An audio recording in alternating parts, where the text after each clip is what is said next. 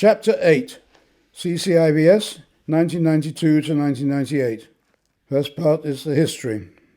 I moved to Paris to take up the post of director of CCIVS in January 1992. The Coordinating Committee for International Voluntary Service was set up in 1948 as one of a number of NGOs created by or supported by UNESCO in its different areas of competence, which include music, literature, cinema, museums and science. CCIVS was for youth and peace. It was and still is housed at UNESCO headquarters in Paris. Its role is to coordinate and promote international volunteering. This is done through an information service, training, conferences, seminars, publications, and the creation of new contacts and partnerships. My first taste of CCIVS was at its General Conference in 1973, hosted by Volu at the Meridian Hotel in Tema, Ghana, where I represented IVS Great Britain. We took part in wide-ranging discussions on themes such as how can voluntary service promote international cooperation and social change. The keynote speaker was Arthur Gillette. I dined out with Ben Corley, whom I had met at my work camp in Germany in 1955, and I stayed with Miniman at Legon University. In 1991, I heard that CCIVS was looking for a new director, and I applied for the job. But in the meantime, I went off on the tour of Africa described in Chapter 6. CCIVS was and is a modest little organisation. Our office was in a gloomy basement corridor of one of UNESCO's buildings, next to some of the national delegations. We were only 3 in the office, and we had to fight hard to raise enough funds to do our work. Over the years, CCIVS had played different roles, responding to the perceived changing needs of the world of volunteering. In the 1940s and 50s, it had been the main coordinator and stimulus for the large number of organisations working with international volunteers to help rebuild Europe after the war. My work camps at Metz and Worms in 1955 were typical projects of that era.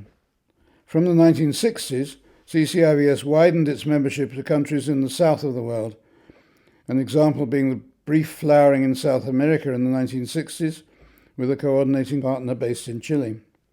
Later, it played a very important part, along with SCI, in promoting youth exchanges between Western and communist countries, which enabled many young volunteers to build friendships and learn the realities, both good and bad, on both sides of the Cold War.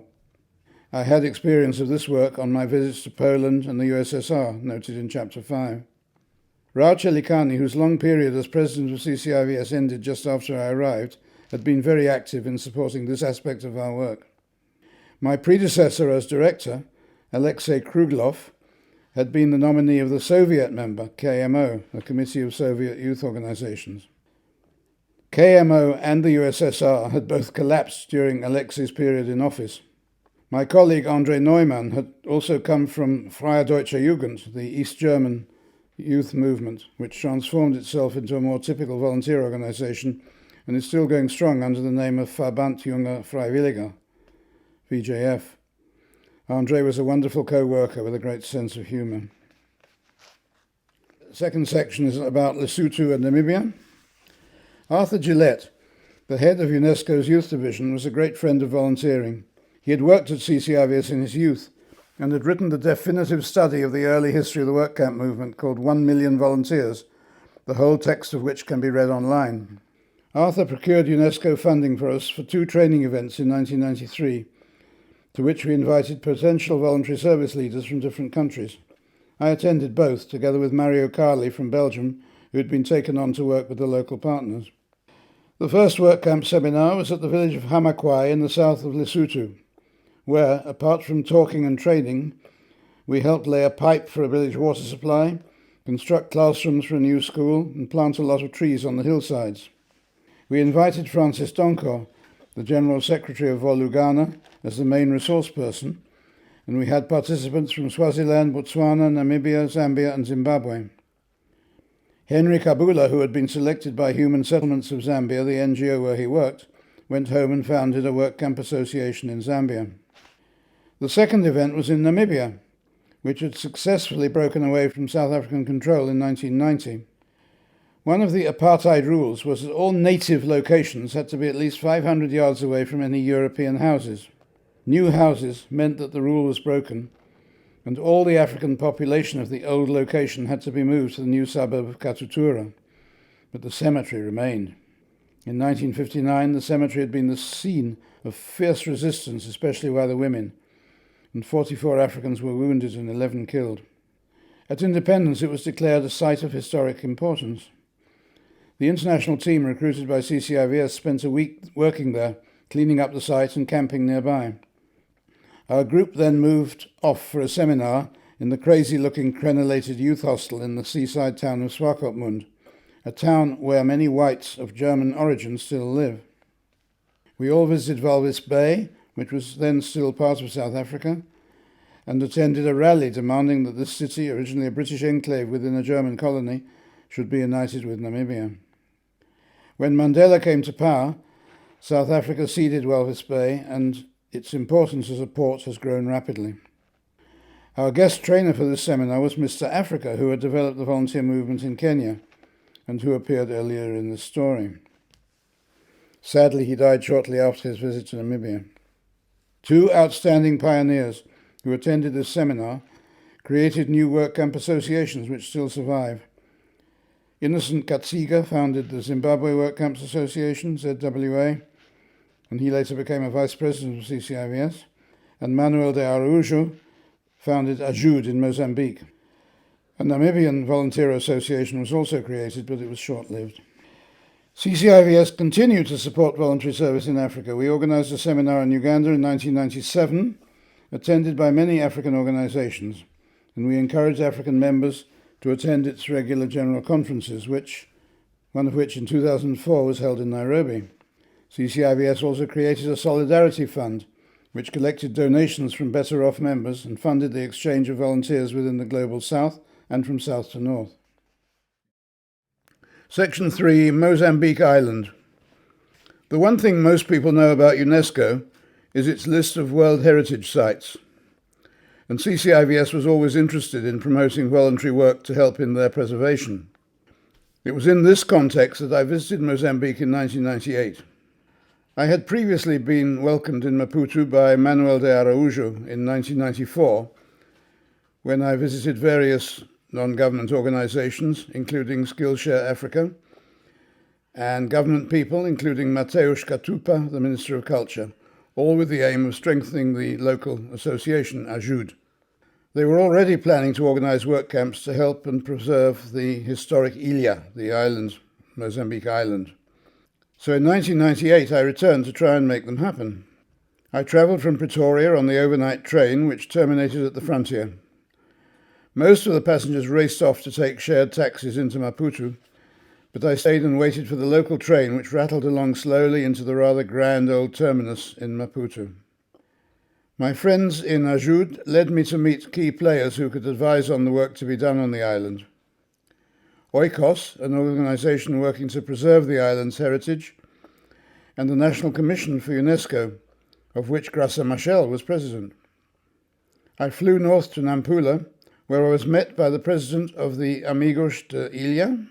Work on the island was planned, maintaining gardens and public seats, planting and pruning trees, tidying up the ruins of the fortress. Food and accommodation for volunteers was promised. My visit to the Ilha was an exciting and slightly weird experience. The ride from Nampula to the island involved a ride in a chapa, that's a lorry carrying 40 passengers, some sitting on side benches, others standing or hanging over on the back. On the way, we changed onto a Toyota pickup, and this took us over the narrow bridge to the island. I had always wanted to visit this place, the original capital of Portuguese East Africa.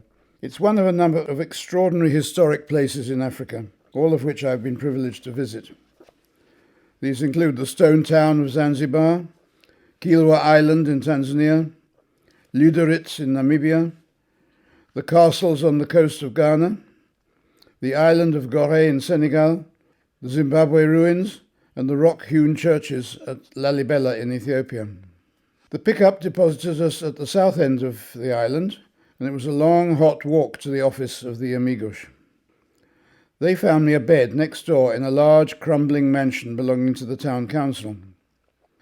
The bedroom was furnished with large, high wooden chairs and bedheads, heavy red curtains and an old zebra skin mat. The furniture was fragile. The chairs were liable to collapse if you sat on them. There were baths and basins, but no water. It was creepy. The Adams family might have appeared at any moment. The only cafe I could find provided an extremely boring diet. Squid and rice every time, washed down with beer. I admired the architecture of the old town, the white-painted hospital, some fine houses, the mighty fortress, the Fortaleza de San Sebastián, and notably the Governor's Palace, the Museum of Sacred Art and the Maritime Museum. The guide at the palace recited his commentary, including the false information that one of the kings of Portugal had actually visited the place. And I met a few local people and a couple of Danish volunteers. After my few days on the island, I was told that the weight limit on the bridge had been reduced, but the Hilux taxi that took me all the way back to Nampula was apparently light enough to get across. Back in Maputo, the plans for the logistics were firmed up and the work camp went ahead successfully some months after I'd left CCIVS. Section 4 is on Liberia. In 1997, we got a grant from UNESCO for a project in Liberia, a country which was for long, together with Ethiopia, Africa's only independent country, though in many ways it was an American neo-colony. The dominant elite in the country had been Americo-Liberians, descendants of freed slaves. They'd been an arrogant elite, and relations with the majority population were never good. Their dominance ended in a coup in 1980. Many of the elite fled, and the country descended into civil war in 1989, a war waged with barbaric cruelty, and there was to be more violence later. Arriving there, I saw many buildings in Monrovia badly damaged. The Federation of Liberian Youth was a member of CCIVS, which had stopped its activities when the war broke out. Now the country was beginning to recover, and our grant enabled us to run a training work camp to help revive the Federation of Liberian Youth. I was joined by 3 experienced volunteers to run the project. Abdoulaye Kagbo from the Voluntary Work Camps Association of Sierra Leone, Mustafa from Volugana, and Kwam from Astovok, Togo. I arrived on a terrible little plane from Abidjan, Ivory Coast, piloted by Ukrainians. As we took off, smoke appeared to billow from out of the wooden luggage rack, but it turned out to be just condensation. The Monrovia City Airport was more like a car park. It was crowded with people milling about and asking for tips. Emerson and Massaquoi from FLY, the Federation of Liberian Youth, were there to rescue me, and we moved off to call on the founder of FLY, Richmond Draper. Before going to the town of Buchanan, where the camp was to take place, I had to register at the American Embassy. It was surrounded by much barbed wire and every form of security. The gruesome killings in the recent war had even been watched from the embassy windows. The road to Buchanan passed through the huge Firestone rubber plantations and patches of thick forest. We were stopped at several roadblocks manned by Ghanaian, Guinean and Nigerian soldiers of the Economic Community of West African States, peacekeeping force. Bailey bridges replaced damaged bridges, the biggest one having been blown up by the future president, Charles Taylor, when he was a warlord. Our project was at Bassa High School, which consisted of 2 tall buildings that had been occupied by displaced persons during the war. The place was shabby. The classrooms had been used for sleeping and cooking, and what furniture was left was broken. Our main job was to paint the exterior walls with lime wash. We had a good crowd of Liberian volunteers working with us, and plenty of social interaction at work and in the evenings. One day was spent reviewing all the youth activities of FLY. Another day was taken up with training inputs from our 3 friends and me, describing different projects and examples of good practice in our different countries. Some of the Liberians became very enthusiastic about the idea of volunteering and decided to start a local Bassa association. One of the many speakers at the camp's closing session was the head of Bassa High School. He told us that he'd been on the road coming back from Monrovia, and he was very surprised when a woman congratulated him on the revival of his school. When he got to Buchanan, he saw what she meant. The dirty walls had been painted, and although we had not done a huge amount of work, the school staff and the public were inspired by what they saw. FLY never did much to develop youth work camps, but in 2005 it revived many activities and is now a major player in Liberian civil society. We returned to Monrovia in a minibus overloaded with volunteers, with a small boy and a Nigerian soldier on the roof, along with the leg of an antelope which someone had bought at the roadside. That was one image of Liberia, but for me the country provoked mixed reactions. It was sad to see the effects of the war in Monrovia, including the derelict former headquarters of the Masonic movement, which had been very strong among the old ruling elite. On sale on the streets were textbooks and household items looted during the fighting. Liberians speak English with a weird accent, woik camp, kind of southern states drawl with the last syllable swallowed. The great footballer George Weah was revered. His house had always been spared, but that did not stop all his furniture from being stolen. People recounted their memories of the conflict. An old woman died of shock when the roof and windows of her house were stolen. A 14-year-old, quote, general, living in Emerson Street, protected some of his neighbours. Quam also commented on the huge number of churches, whose message of peace had clearly fallen on stony ground here. We were in the middle of an election campaign, which it was obvious that Charles Taylor was going to win. He was to be president for 6 years before he was forced to resign.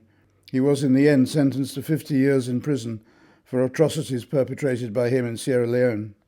A democratic election in 2005 brought Africa's first woman president, Ellen Johnson Sirleaf, to power in Liberia, and she handed over gracefully to George Weah, who was elected in 2017.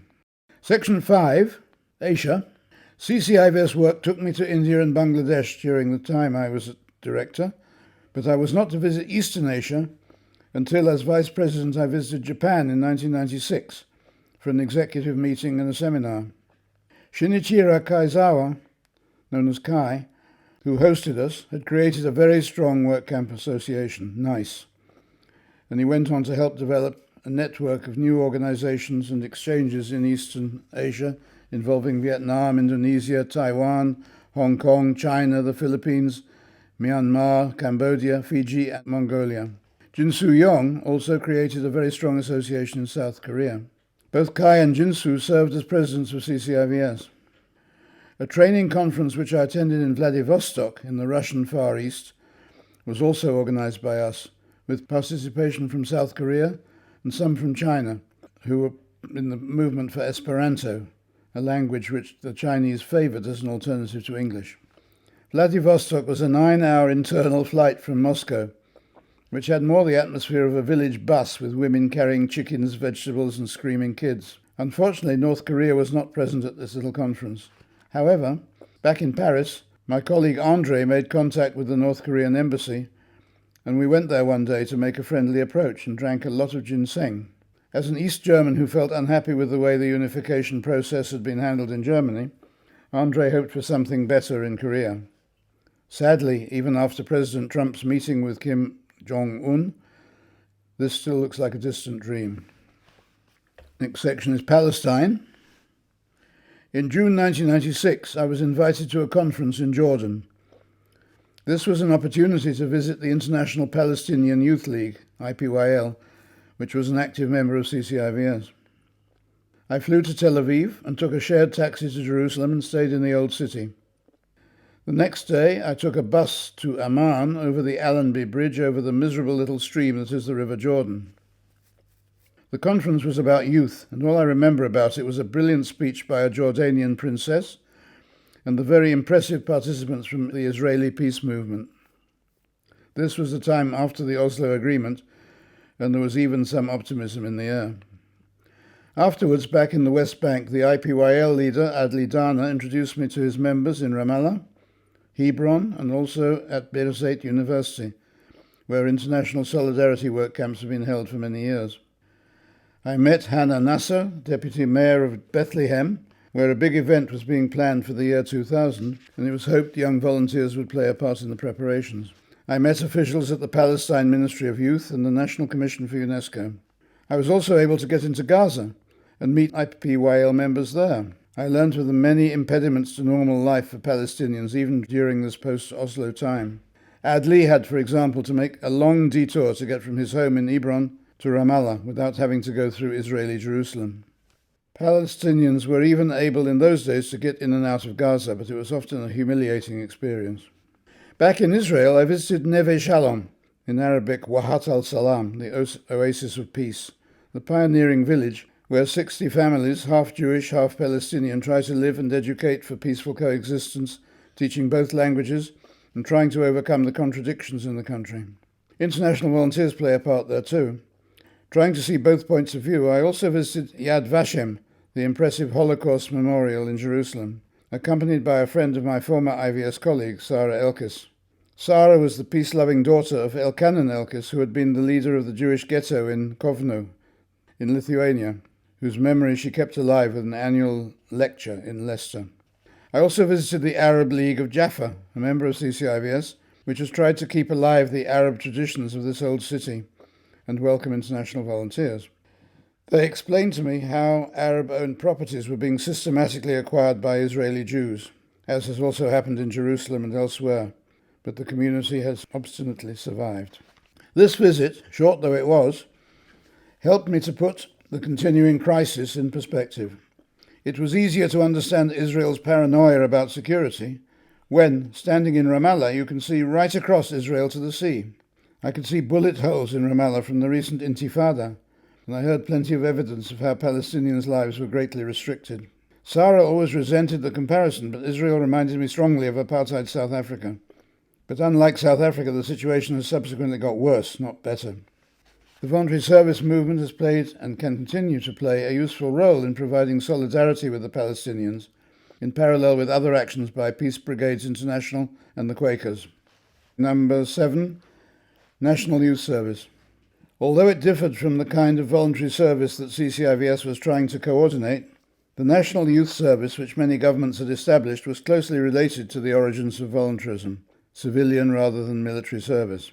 National Youth Services varied greatly. Some countries want to inculcate pure patriotism, strongly linked with the military, as in Israel, and in Zambia, which had employed Israeli consultants. Others, especially elsewhere in Africa, wanted to harness their university graduates to work as teachers or in other government jobs, often in rural areas where others were unwilling to go. Many saw it as a kind of initiation into adulthood. With my CCIVS hat on, I attended several conferences of this miscellaneous group of organizations in Rio de Janeiro, Brazil, in Port Moresby in Papua New Guinea, in Abuja in Nigeria, and in Windsor in the UK. I learned a little, but I do not think I contributed much to the discussions. Liberia, Mali, Gabon, Israel, Germany, France, and of course Nigeria were represented at the Abuja meeting, but it took place when the grim regime of Sani Abacha was being boycotted by many. Embarrassingly, they saw my UNESCO address and began to address me as the United Nations representative. A leading member of this group was Elizabeth Hoodless, the feisty head of the UK organisation Community Service Volunteers, which has recently been renamed Volunteering Matters. In 1962, when CSV started, IVS had already been recruiting medium-term, that's 3 to 12 months, volunteers, but thanks to Elizabeth's dynamism, he became the leader in the field. Section 8, Paris. I left Paris for Burundi in July 1998, when the streets were resounding with cries of football supporters who were in town for the World Cup.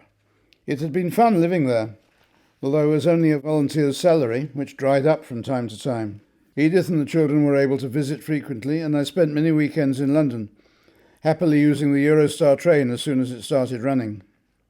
UNESCO was a funny place. Some of the staff were impressive, such as Arthur Gillette and Carmen Negrin, the daughter of the Republican Spanish Prime Minister.